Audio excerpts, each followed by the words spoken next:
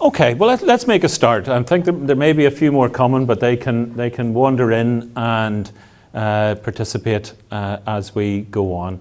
Thank you very much, everybody, for attending. My name is Peter Osborne. I currently chair the Community Relations Council, which I'm delighted to say is one of the sponsors of the Imagine Festival.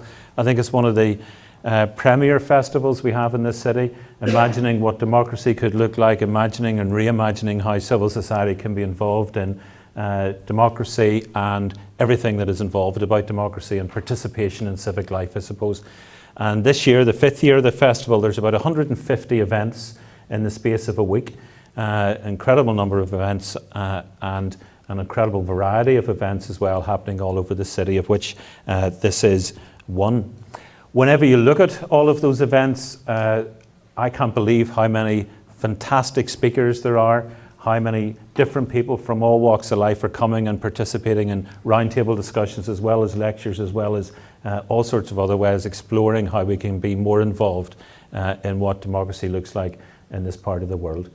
I'm delighted to say I think this lecture is one of those speakers that has just excelled in his public service, and is one of the speakers that, as I looked through the programme of events a few weeks ago, was one of those speakers that I wanted to come and hear what he had to say.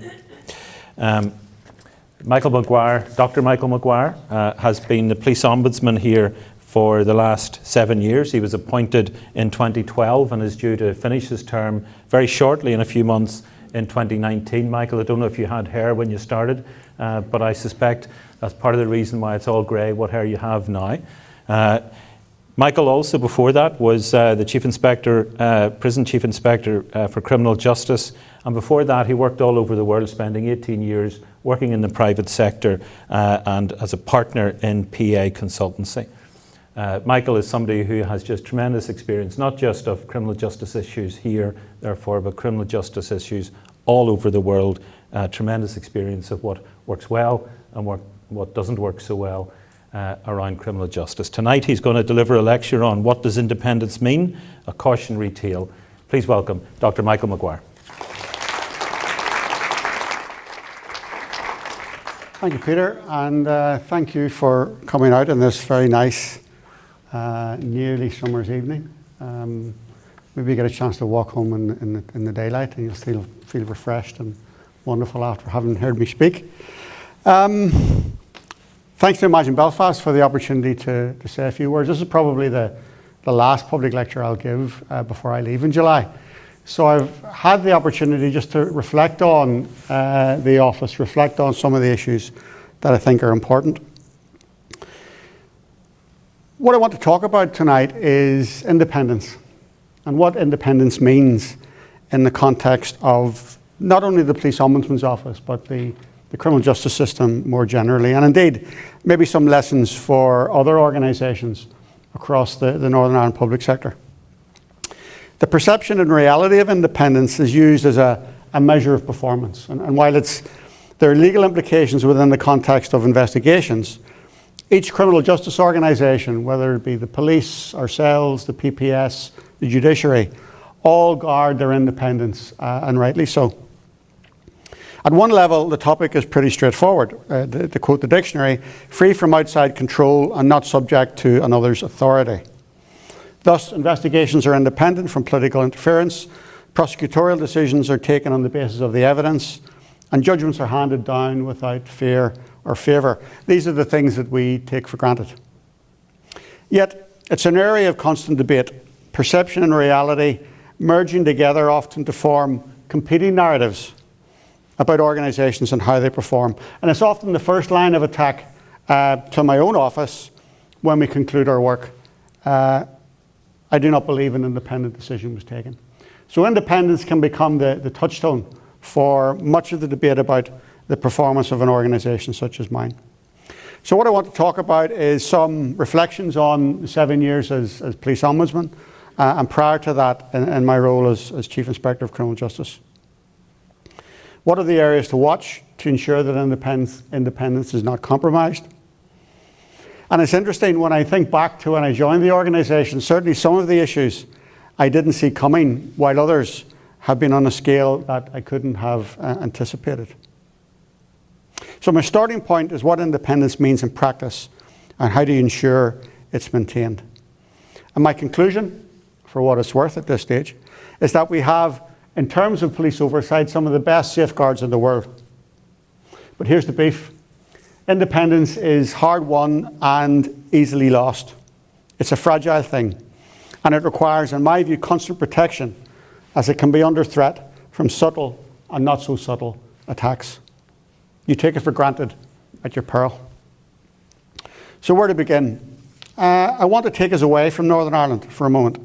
There's a case in the Australian state of Victoria which caught my interest recently. It concerns allegations that Victoria Police used a barrister as a paid informer to provide information on her clients. This has led to the establishment of a Royal Commission on the issue and the subsequent revelation that a further 6 members of the legal profession were informers for the police. The work of the Royal Commission is ongoing.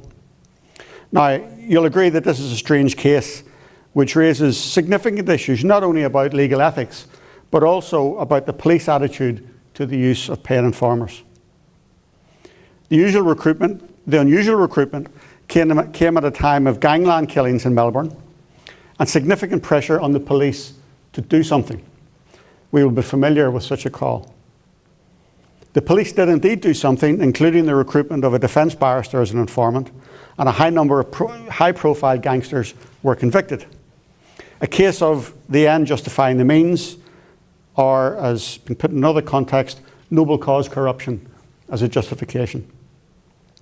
Now, however, it looks like these convictions might well be subject to challenge and possibly overturned, and confidence in the police has been severely damaged.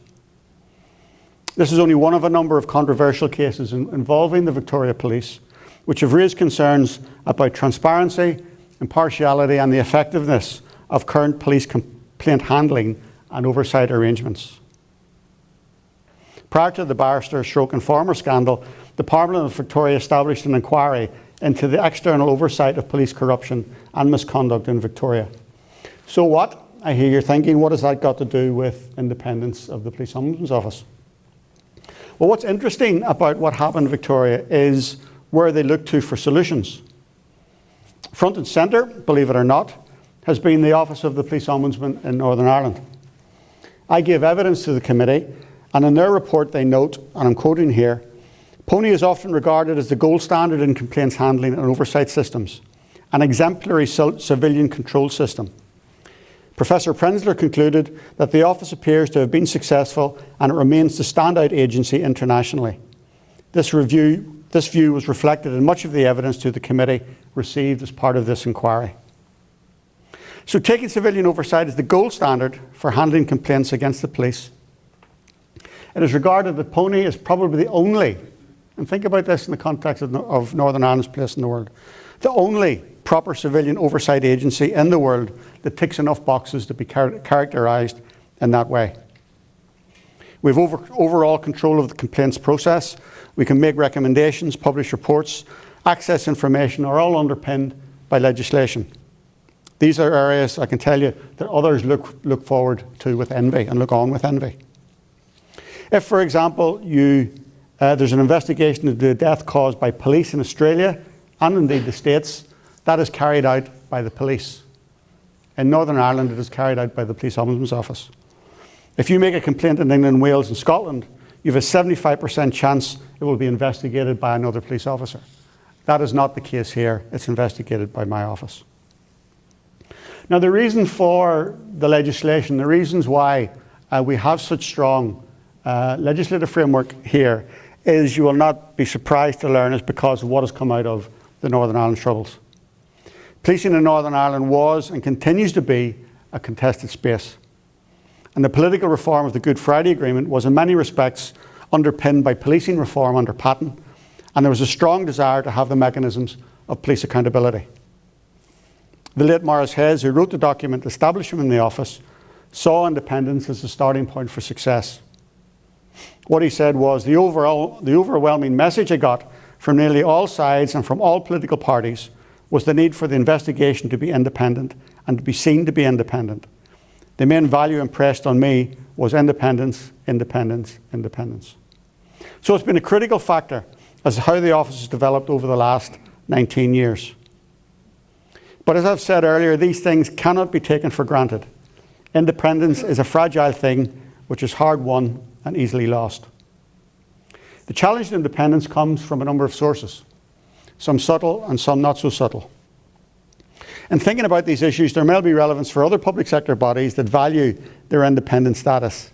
I wouldn't overstate it, but as we've seen with the RHI scandal and indeed other aspects of public services in Northern Ireland, oversight, accountability remains a strong area for concern. And in my view, maintaining an independent perspective, both in practice and in reality, is an important dimension to avoiding how oversight bodies can be seen to be asleep at the wheel. So what lessons can be learned from the Office of the Police Ombudsman? And I think there are three areas for discussion, based on some academic work in this area by a professor in Sussex, and I've applied them to my own context. First of all, financial independence. Now, it's often said that he who pays the piper calls the tune. How can you truly say you're independent when the purse strings are held by someone else? Clearly, there are legislative protections here which underpin certainly our investigative practice in the office. And in my 11 years of leading criminal justice oversight bodies, I cannot think of one example where a minister has tried to influence decision making. Any minister with responsibility for police oversight would be extremely foolish to try and interfere with the decision making, and in my experience has never done so. My experience with civil servants has also been positive. In the vast majority of cases, they've acted professionally and with a correct understanding of the relationship between the sponsor department and the oversight body. Very occasionally, there have been attempts which have overstepped the mark. As an aside, and I wouldn't overstate this, but I do remember under direct rule wanting to brief the then minister without his civil servants present about a sensitive topic on prisons. It was by pure coincidence that a senior civil servant in the sponsor department initiated a conversation about the fact that my contract was coming to an end. And could they have a conversation with me about it? Now, examples like that have been few and far between. And it's pretty mild, and I have to say easily batted away. I do wonder, though, if this has been an issue for other oversight bodies that produce a report that might embarrass a minister of the department. Anecdotes I've heard would suggest that perhaps there are issues that need to be considered in that context. Because what it can lead to is self-censorship and the dilution of difficult but nonetheless necessary messages. Yet, as we know, funding is a political decision. All politicians in power have to make difficult decisions about competing priorities. And here the challenge is one of ensuring that the necessary funding is provided to undertake the work. We all want funding for our own organisations, and decisions on prioritisation clearly have to be made. Now, if we take my legacy investigations as a case in point, in 2012 when I was appointed, I had 170 complaints with around 40 staff. Today, I have in excess of 430 complaints and around less than 30 staff doing legacy investigations. But let me be very clear, I am not saying there's been some form of conspiracy to underfund the office to undermine its ability to investigate the past. I am not saying that, although there are some who would argue that that's the case. The budget cuts facing the office have been part of a general austerity drive across the public sector, and certain areas have suffered, and in certain areas we have suffered less than others. But it is perhaps an unintended consequence of the failure to fund legacy that has forced the office to prioritise which legacy cases it can work on, and thus independence of decision making can be compromised because we don't have control of the budget. The impact of having to do more with less is a constant refrain across the public sector, but it becomes dangerous when it directly impacts on what cases can be investigated and how long these investigations take. I've said in other contexts, I'm genuinely tired of having to apologise to families for the length of time that cases take within the office. And I recognise that this pales in insignificance compared to the impact on those who've had to wait many years for answers to what happened. But an independent office needs to have the resources, the skills and the procedures to provide and independent complaint service. Which brings me to my second area. There's a Chinese proverb that concerns the boiling of a frog. Placing a frog in boiling water means it will jump out. Placing a frog in cold water and gradually turning up the heat will mean that the frog will be cooked. This rather gruesome image is often presented as demonstrating the dangers of slow incremental change. By the time you realise it's dramatic change,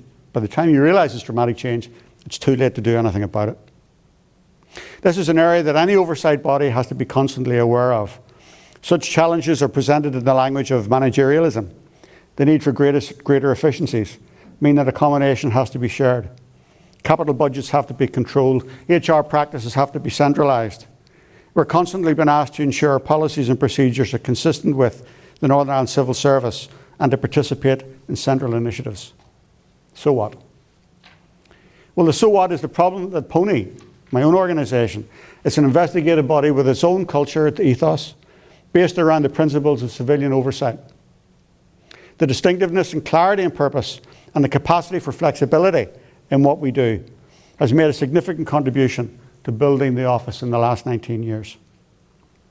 The more an office like Pony becomes integrated within central initiatives, the less distinctive it becomes, not only in the minds who work for it, but for those to whom we provide a service. Allowed to work their course unchallenged, an organisation can be very different in 5 or 10 years' time compared to what it is now. For example, the freedom to make recruitment decisions is critical. We have seen elsewhere the risks of what's called regulatory capture, where which occurs when an agency has been created to act in the public interest, advances instead the concerns of the industry or sector it is charged with regulating. Such a position can occur if there's too much movement between the oversight body and the organisation responsible for it. One of the worst examples I can think of this was found in the Ryan report in the Republic of Ireland, published a number of years ago, into sexual abuse of children in schools. What he says is that the Education Inspectorate was basically captured by the religious, the schools and the Department of Education, and as a consequence significantly failed in their duty of care to children. And it's often said as an argument in support of this kind of movement that only professionals can oversee or regulate other professionals. So that lawyers must examine lawyers, doctors must examine doctors, teachers must inspect teachers, and so on. It's only recently that Her Majesty's Inspectorate of Constabulary recruited senior inspectors who were not police officers. I believe it's one of the strengths of civilian oversight in an organisation such as Pony, is that we have a mix of people drawn from a variety of different backgrounds. Don't get me wrong, I do have a need for ex-police officers as part of my organisation, but the culture and ethos should be our own. It shouldn't be one which simply reflects policing. Because perception is important as well as reality. And I think there are lessons to be learned from other jurisdictions. And I note that the police oversight bodies in Scotland and England and Wales prohibit a police officer from holding the top post. So independence is not just therefore about decision making. The organisational context that decisions are made are critically important. Finance does determine when cases can be investigated and how long that investigation takes. Recruitment procedures do determine the nature and type of organisation. Accommodation does influence the character and ethos. And while we can make an argument that our funding is not derived from the police, it's difficult to say it can be spent with complete discretion within the office. Clearly, there cannot be complete autonomy. A minister, under devolution, if you remember that, has to be accountable to the executive for the budget spend within the office. No minister would, as I've said, involve themselves in decision making around cases, yet the context and framework within which these decisions are taken fall within his or her decision making. Which takes me to my third area then. The final one, over which we have most control, is independent judgment, or put it another way, independent decision making. It's also perversely the area of greatest challenge. For some people, a good Ombudsman's report is like a good exam question. It's one you know the answer to. And all too often, if you don't like the answer, you don't like the report. Northern Ireland has many public bodies which provide an independent service, but very few which hold our authorities to account and do so in public. Two that spring to mind are the National Northern Ireland Audit Office and the Northern Ireland Public Services Ombudsman. But it would be fair to say that neither has been in the eye of the storm the way in which the Police Ombudsman's Office has been since it opened 19 years ago. One of my colleagues who has served in the office for these 19 years recently remarked to me that it has always had to fight for its independence, but that fight is now more intense and frequent than it has ever been. Certainly there are times when it's felt we were under attack, whether it was from a lack of funding, the judicial process, judicial reviews, elements of a hostile media set against everything that we do.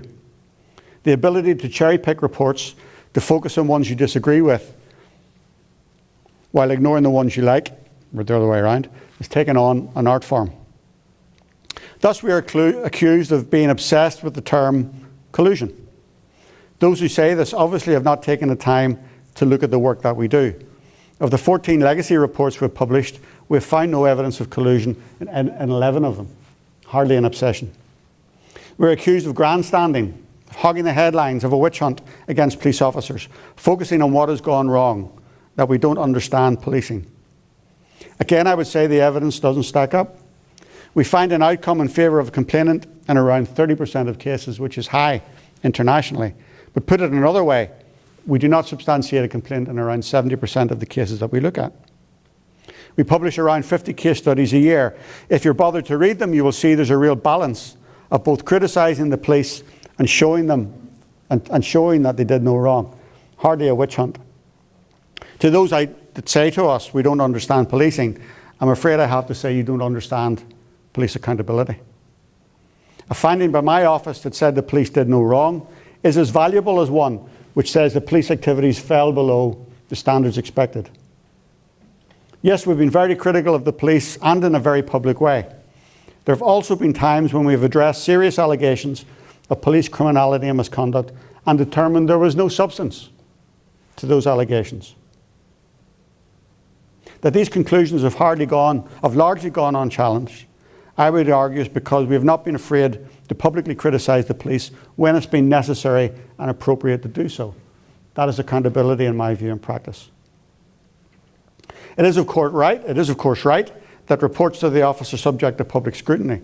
Transparency is an important part of demonstrating independence. And the power to publish one particular report is currently under challenge in the courts, so I'll not say anything more about it at this stage. But challenge becomes dangerous to independence when it's weaponised, when attempts are made to undermine everything you do because you dislike some things. Before I became Police Ombudsman in 2012, I actually took on an investigation into the independence of the Office of Chief Inspector of Criminal Justice. It seems a long time ago now. Certainly many of the issues considered important then have now been thankfully taken off the table. And this is in no large part due to the staff work within the office itself. At the time I said operational independence of the office had been lowered, partly because its reports appeared to have been buffeted from a number of different directions, which led to a lack of confidence amongst many of those involved in the process. It's ironic that the office, which has been lauded as having the most robust legislation and independence and control of the complaints process, would be criticised in 2011 for independence of judgment. So I suppose this takes me to the critical lesson that I've learned during my time in office. The need for an independent mindset which is evidence-based and which resists the pressures for taking unpopular views. You can have all the safeguards you want, but if an independent mindset is not there and you're reluctant to say difficult things, then there's a problem. So what's the conclusion? First of all, the obvious one is that you cannot take independence for granted. It can be undermined in a number of different ways, and whoever holds the post of Police Ombudsman must keep this in mind. Be aware that some entirely innocent initiatives can have unintended consequences. Secondly, it's not enough to be aware, you have to take action. You need to be a thorn in the side of those you are holding to account and who have the power to influence what you do. This should not be destructive, but protect the office and what it does. Society in general, and policing in particular, will benefit from strong evidence-based opinions freely given. Finally, and most importantly, independence of judgment is the key. An independent mindset and perspective, in my view, are essential. That's why we're seldom away from the headlines. The Northern Ireland population are not fools. If you want people to accept that you're independent, then you have to provide them with the evidence and let them make up their own mind. Thank you.